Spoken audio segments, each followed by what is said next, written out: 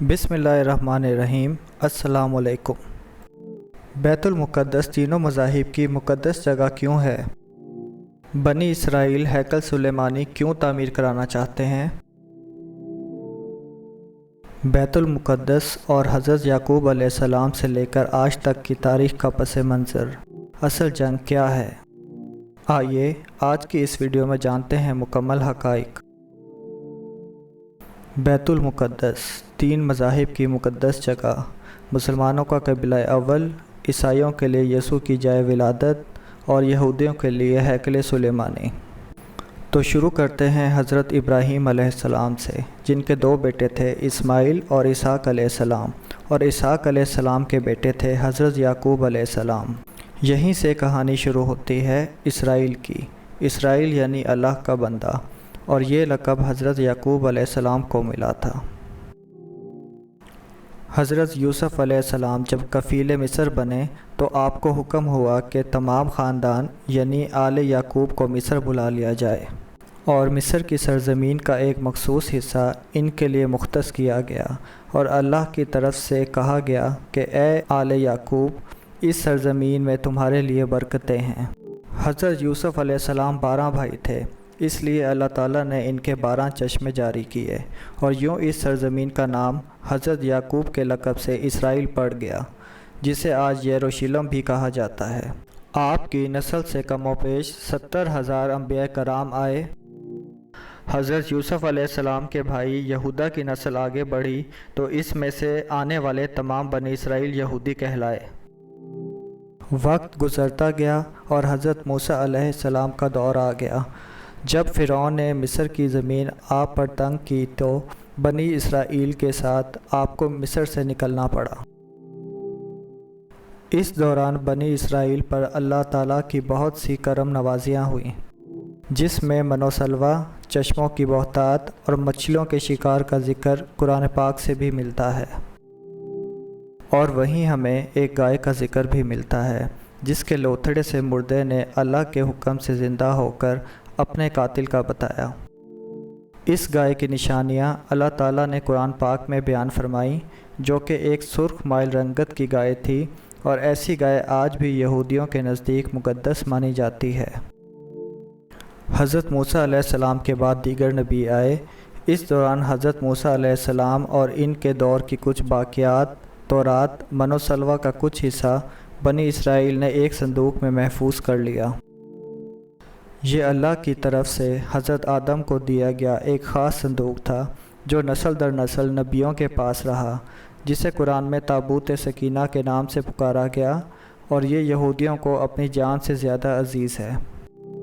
हज़रत दाऊद ने जब जालूत को हरा कर इससे ताबूत सकीना हासिल किया तो यूँ बनी इसराइल ने इन्हें नबी तस्लीम कर लिया, और हज़रत दाऊद अलैहिस्सलाम ने इस संदूक की हिफाजत के लिए एक हैकल तामीर करवाना शुरू किया, जो कि इनकी ज़िंदगी में मुकम्मल ना हो सका। तो इनके बेटे हज़रत सुलेमान अलैहिस्सलाम ने जिनों की मदद से इसको मुकम्मल करवाया, और इसी दौरान आपकी भी वफ़ात हो गई। इसी वजह से इसे हैकल सुलेमानी कहा जाता है। बाद अज़ां बाबल के बादशाह बख्ते नसर ने इसराइल पर हमला किया और हैकल सुलेमानी को भी गिरा दिया, और ताबूत सकीना भी अपने साथ ले गया। सबरस दी ग्रेट ने दोबारा ये शहर हासिल किया, यहूदियों को दोबारा यहाँ आबाद किया, और ताबूत सकीना को भी वापस लाया गया। हैकल सुलेमानी एक दफ़ा फिर तामीर किया गया। फिर वक्त गुज़रा और हज़रत ईसा अलैहिस्सलाम की आमद हुई, जिन्हें नाउज़ बिल्लाह यहूदियों ने दज्जाल की नाजायज़ औलाद और क्या क्या लक़ब दिए। यहाँ से यहूदियों में से दो अलग कौमें हो गईं, एक यहूदी और दूसरा ईसाई। यहूदियों ने साजिश करके हज़रत ईसा अलैहिस्सलाम को सलीब पर चढ़ाना चाहा, और अल्लाह ताला ने इन्हें अपने पास उठा लिया। इसके बाद यहूदियों और ईसाइयों में कई छोटी मोटी जंगें हुईं। फिर ईसाई रोमी बादशाह टाइटस ने इस शिद्दत से यरूशलेम पे हमला किया कि इस पूरे इलाके की ईंट से ईंट बजा दी, और हैकल सुलेमानी को गिरा दिया, जिसकी सिर्फ़ एक दीवार इस वक्त अपनी असल हालत में मौजूद है, जिसे दीवार गिरिया कहा जाता है, जहाँ यहूदी जाकर तौरात की तिलावत करते हैं और गिरिया वज़ारी करते हैं, اور تابوت سکینہ بھی نہ جانے کہاں غائب ہو گیا۔ ٹائٹس کے حملے کے بعد یہودی آخری نبی کا انتظار کر رہے تھے، کیونکہ اللہ پاک نے ان سے وعدہ کیا تھا کہ انہیں پھر عروج بخشا جائے گا۔ اس وعدے کا ذکر سورہ بقرہ میں بھی موجود ہے۔ اے بنی اسرائیل، ان نعمتوں کو یاد کرو جو تم پر کی گئیں، اور اپنا وعدہ پورا کرو، ایمان لاؤ تاکہ ہم بھی اپنا وعدہ پورا کریں۔ قیامت کی نشانیوں میں سے ایک نشانی یہ بھی ہے کہ ہیکل سلیمانی کی 3 دفعہ تعمیر ہوگی، جو کہ 2 دفعہ ہو چکی ہے۔ یہودی اپنے مسیحا اور آخری نبی کے انتظار میں تھے کہ ٹائٹس کے حملے کے 500 سال بعد نبی آخری الزماں کی ولادت ہوئی۔ یہاں یہودیوں کو یہ جھٹکا لگا کہ سارے نبی حضرت اسحاق کی نسل میں سے ہیں، تو آخری نبی حضرت اسماعیل کی نسل سے کیوں کر آ گئے، اور انہوں نے ایمان لانے سے انکار کر دیا۔ مسلمانوں کے لیے یہ بھی انبیاء کی ہی نشانی تھی، اس لیے ہیکل سلیمانی کو بیت المقدس کا نام دیا گیا۔ اسلام کے آغاز میں یہودیوں کو قائل کروانے کی خاطر ہی بیت المقدس کی جانب منہ کر کے نماز ادا کرنے کا حکم ہوا، کیونکہ یہودی اسی طرف منہ کر کے عبادت کیا کرتے تھے۔ 17 ماہ بعد ہماری عبادت کا رخ بیت المقدس سے بیت اللہ کی جانب موڑ دیا گیا، کیونکہ مسلمانوں کا شروع سے ہی قبلہ اول وہی رہا ہے جسے پہلے حضرت آدم اور پھر حضرت ابراہیم نے تعمیر کیا۔ حضرت عمر رضی اللہ تعالیٰ عنہ کے دور حکومت میں اسرائیل یعنی یروشلم پر عیسائیوں کا قبضہ تھا۔ بیت المقدس کے ہی احاطے میں انہوں نے گرجا گھر تعمیر کیا ہوا تھا، اور عین تابوت سکینہ والی جگہ پر وہ گند پھینکا کرتے تھے۔ یہودیوں کی نفرت میں یروشلم کی فتح کے وقت جب حضرت عمر وہاں گئے تو عیسائیوں پر برہم ہوئے، وہاں صفائی کروا کر مسجد تعمیر کروائی، اور قرآن میں موجود معراج کے واقعے کی نسبت سے اس مسجد کو اقصیٰ کا نام دیا گیا۔ یہودیوں کی دیوار گریہ بھی اسی احاطے میں موجود تھی، تو زائرین کی حیثیت سے انہیں بھی وہاں آنے کی اجازت دی گئی۔ خلافت عباسیہ تک یروشلم ایک مسلم شہر رہا۔ اس کے بعد عیسائیوں نے دوبارہ یروشلم پر حملہ کر کے اس پر قبضہ کر لیا۔ صلاح الدین ایوبی نے عیسائیوں کے خلاف 50 سے زیادہ جنگیں کر کے بیت المقدس دوبارہ حاصل کر لیا، اور پھر 700 سال تک یہ خلافت عثمانیہ کے زیر سلطنت رہا۔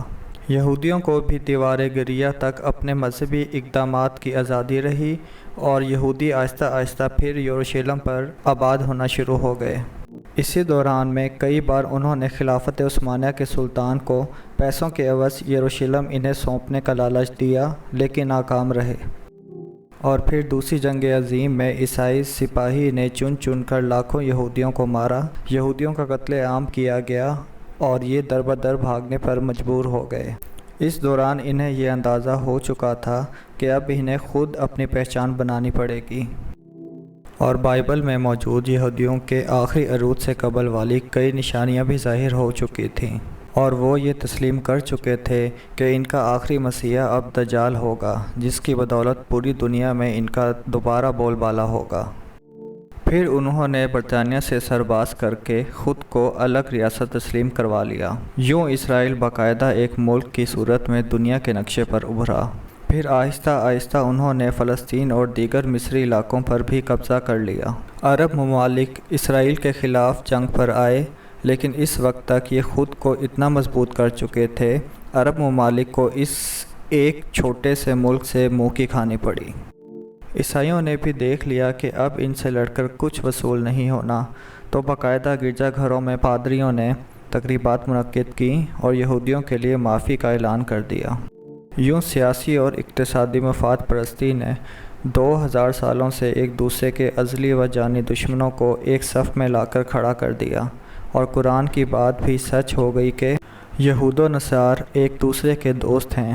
یہودیوں کے عقائد کے مطابق وہ ہیکل سلیمانی کی حفاظت نہیں کر پائے تو خود کو قصوروار کہتے ہیں، خود کو سزا دینے کے لیے زنجیروں اور چمڑے سے پیٹتے ہیں، اور دیوار گریہ کے پاس آہو زاری کرتے ہیں۔ وہ ایمان رکھتے ہیں کہ تیسری بار انہیں پوری دنیا پر حکمرانی حاصل ہوگی، اس کے لیے انہیں مسجد اقصیٰ کو گرانا ہوگا، جس کی تیاری وہ کر چکے ہیں، لیکن مسئلہ تھا سرخ گائے، کیونکہ ان کے عقیدے کے مطابق وہ ناپاک ہیں، اور جب تک پاک نہیں ہو جاتے ہیکل سلیمانی تعمیر نہیں کر سکتے۔ اور پاک ہونے کے لیے سرخ گائے کی قربانی دینا ہوگی، وہ گائے جس کی نشانیاں قرآن پاک میں بھی بیان کی گئی ہیں، جو اس وقت بھی انہیں ڈھونڈنے میں مشکل ہوئی تھی اور اب بھی 100 سال تک وہ ایسی گائے کی تلاش کرتے رہے۔ 2019 میں ایک امریکی ریاست میں 5 عدد ویسی گائیں انہیں مل گئیں جن کے جسم پر سرخ رنگ کے علاوہ اور کوئی بال نہیں تھا۔ انہیں کبھی کام کے لیے استعمال نہیں کیا گیا تھا۔ اگلی نشانی کہ ان پر کسی بیماری کا اثر نہیں ہونا چاہیے۔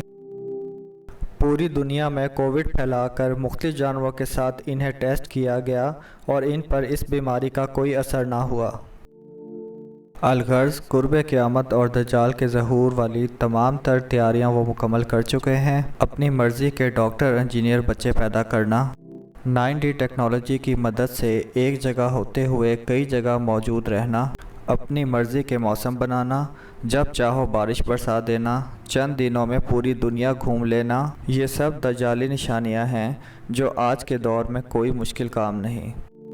ہمارے اسلام میں بتائی گئی قیامت کی نشانیوں کی انہوں نے اتنے اچھے سے تیاری کر لی ہے کہ برکت کے درخت لگا دیے جو انہیں پناہ دیں گے۔